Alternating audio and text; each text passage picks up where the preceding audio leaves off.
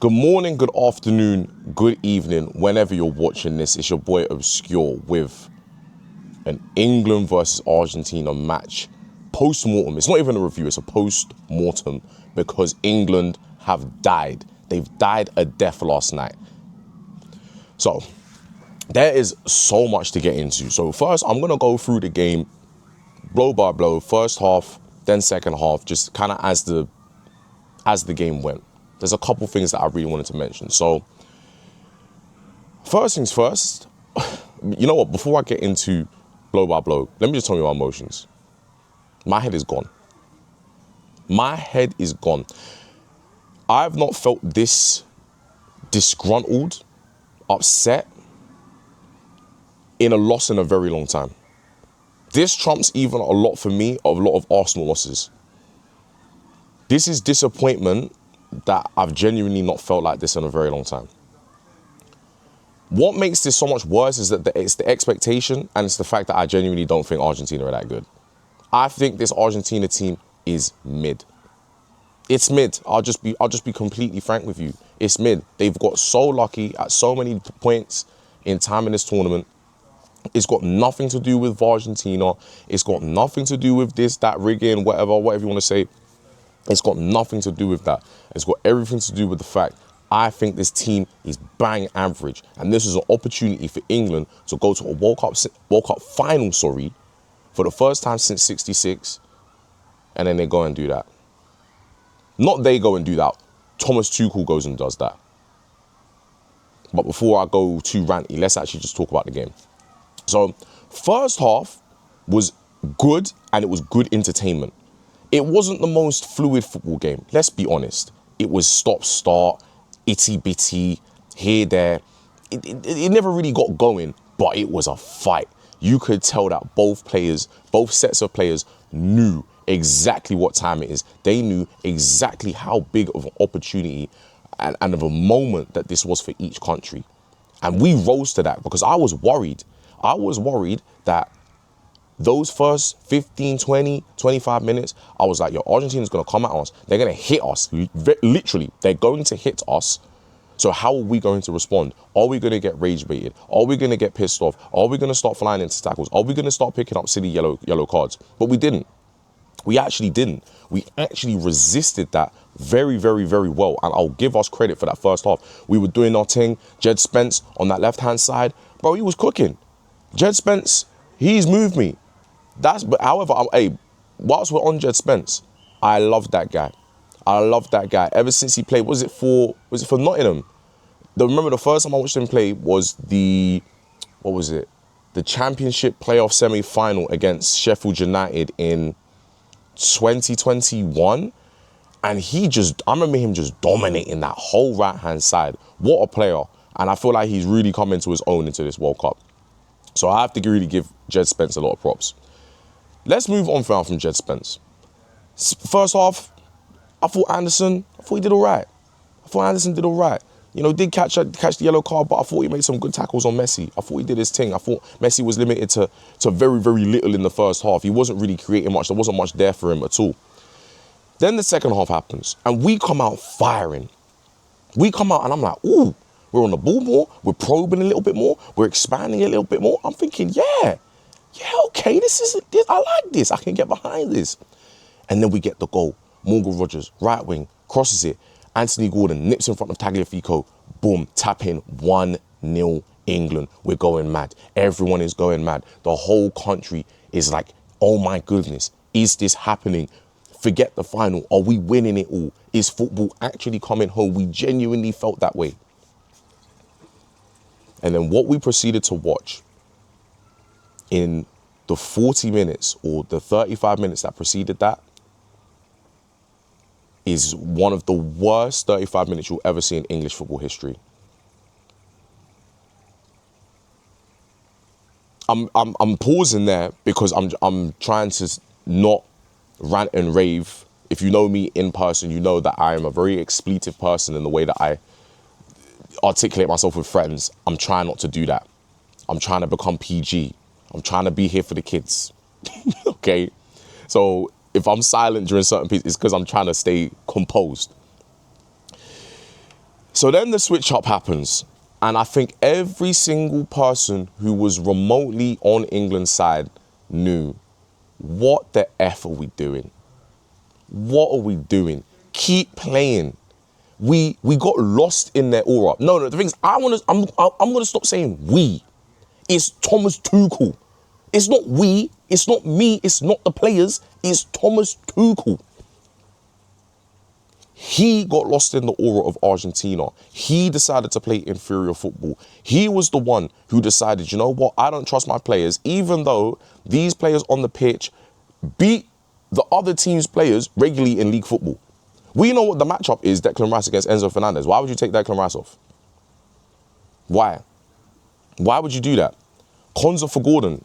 That's the one of the worst single substitutions that I've ever seen in my life. I'm going to get up the substitutions that we made and the ones that they made. Just to kind of point out just to point out. So we score in the 55th minute, right? They then make like for like changes. They make Gonzalez comes on and Montiel comes on for Paredes and Molina. Then the single worst substitution in football history, Ezri Konsa for Anthony Gordon. That right there, Tuchel, leave. That right there was your whole England managerial career right there. You should be fired for that substitution alone. That substitution alone should get you fired. I'm sorry. So you take off Konsa. When I saw Konsa on the pitch, I said, we're done for. We're actually done for. Then Dan Burn for Reece James, Nico O'Reilly for Declan Rice. Are you okay in the head? Are you normal? I want what you got. Tuchel, I want what you've got. Because clearly I ain't getting the correct stuff. Ridiculous. And then the final two subs. Yeah, I think I was reading Argentina's. I don't care about Argentina subs. I don't care. They put on some good players and they made better subs. Is the overarching point is what I'm trying to make. Then you spit in my face. You spit in the face of every single England fan, and you decide to put on Ivan Toney and Marcus Rashford for the last 3 minutes. I would have rather you made no changes. I genuinely would have rather you made no changes and you just live with it and you said, you know what? I effed up, I screwed up. I've made the changes, it is what it is. But the fact that we go down and then you want to make another change, get out of here, man. Get out of here. Get out of here. And so that's the game. We lose 2-1. We falter. We don't get over the line. A whole country is disappointed. And probably more because a lot of people wanted Argentina to lose. And the way that I describe my emotions is, I'm so angry, I'm not angry. I'm so upset, I'm not upset. I'm like numb. I feel nothing. It's like disgust that I feel. This will live in my heart for probably for the rest of my life. I'll be real. Until we win an international tournament, but even then, I don't think winning the Euros, because 2 years' time we got Euros in the UK. So home Euros, another home Euros. We need to bring that one home, but we'll see. I don't think I'm going to repair this until England win the World Cup. So I might never be repaired. I might genuinely never be repaired. And so that brings us on to what we do after. Notice how I've not spoken about the players in any way, shape or form, because I genuinely believe that there is no fault on the players that played on the pitch. They did what their manager asked them to do. They did exactly what was asked them to do. It's just that the manager was on a mad thing. He was on a sabotage thing. So moving on from here, what do we do? The first thing is, I need Tuchel's resignation, sacking, firing, whatever you want to call it, P45. He needs to be gone today. Today. No waiting, no malarkey, no this, no that. I don't want to hear, he's staying on until. Gone today. You've lost my trust completely. You can't get it back. The only thing that can get it back is winning a trophy. And even then, I don't want to give you the opportunity to win my trust back. You've burnt me too much. You've burnt me way too much. So Tuchel, you need to go. I'm done. Get rid. We sold our souls. Getting a German manager is the definition of selling our souls. We sold our souls to the devil and it didn't work. We didn't win the World Cup in the end. So get this man out of here. Having a German manager never fully sat right with me, no matter how much credentials Tuchel had. I respect what he did in this tournament. I'll be honest, there was definitely improvements that he did. He was better than Southgate in many junctures within this tournament. But I'm sorry, that last 20 minutes is sackable. Not sackable, will get you sacked. You've lost the faith of every single English person. Everyone.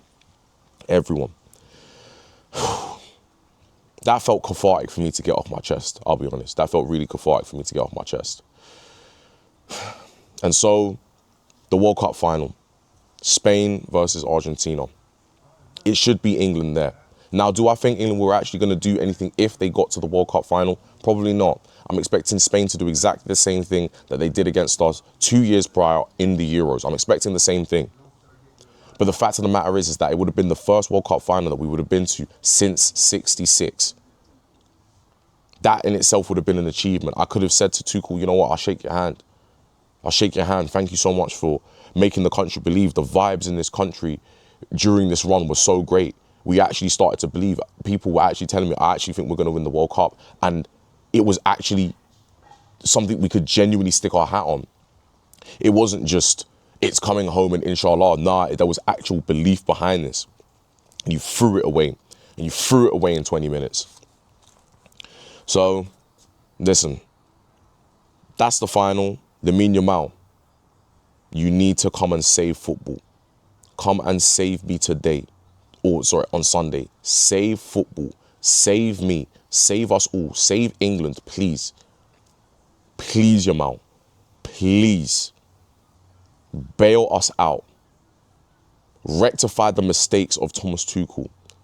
Do not let this mid-Argentina team win back-to-back World Cups. I don't want to have to explain to my children when I have children. Oh, Argentina were the best team of... No, they weren't. I watched them with my eyes. They are not the best team of all time. They're not. And I don't want history books to go and look at that team is the one that went back to back. No, it can't happen. It really, really can't happen. Like I said, it's got nothing to do with my Messi agenda. I actually would be gassed for Messi if he got his second World Cup. He deserves it. He's the one Argentina player I look at and I say, you cool. You deserve what you deserve. You deserve everything. I'm looking at the rest of them going, you guys are rubbish, man. You guys are letting a 40-year-old carry you. The fact that you're letting a 40-year-old carry you and there are some ballers and you guys are deferring to him every 2 minutes. Do you want to help the guy out? Do you want to bail him out or something? What if you're expecting 39-year-old Messi to pop off every single game for you guys to win? You know, do you guys want to step up? What if he has an off game? What if he has an off game on Sunday? If he has an off game on Sunday, you man are cooked. And then we're going to be looking at Martinez and Alvarez and Simeone and them man and going, why don't you help out your boy? Anyway, listen, this is my first post-match preview. Post-match preview, Rashad. Post-match review. More of these are going to start coming. I've got my camera now. You see the quality. You see what I'm dealing with. These are going to be more of an often thing. So yeah, it's been obscure. I hope you enjoyed. Anything that you thought I could have done well, exposure, this, that, settings, I don't know. Let me know what you guys thought in the comments. Could I have done better? What could I improve on? Anything, any feedback is good. I want negative feedback. Negative feedback is good because that's how you grow. If you hear positive feedback, your ego just grows. We don't want the ego to grow. We want the channel to grow. We want the viewership to grow. We want everything else to grow. So, it's been your boy Obscure. Peace.